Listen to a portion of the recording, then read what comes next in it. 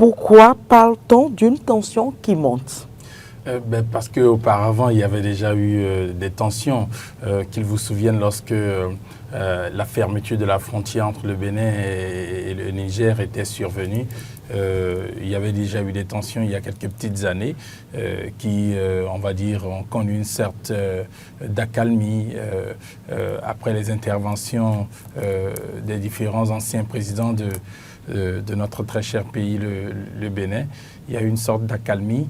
Mais là, maintenant, Mais est-ce qu'on doit parler de tension ou d'une rupture diplomatique? On va dire que la tension, cette fois-ci, prend une allure diplomatique, puisque ce sont au niveau des ambassades qu'il y a des actions cette fois-ci.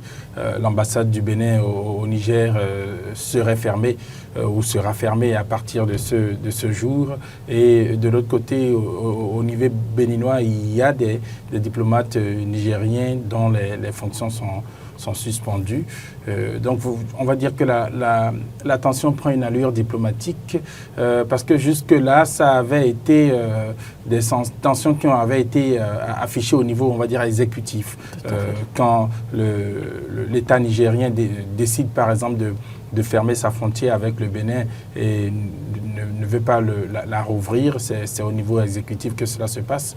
Les différentes démarches diplomatiques, les différentes démarches de dialogue pour que les uns et les autres puissent revenir à de meilleurs sentiments n'ont pas pu porter véritablement fruit.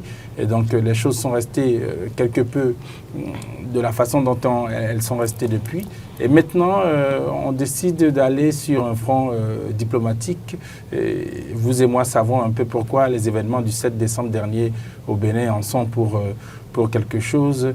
Et donc, bon, ça prend une allure diplomatique cette fois-ci. On va voir si au niveau des différentes diplomaties, que ce soit celle nigérienne ou encore celle béninoise, on pourra, dans les discussions, pouvoir régler les problèmes pour qu'on puisse revenir à ne serait-ce que l'accalmie qu'on avait jusqu'à présent.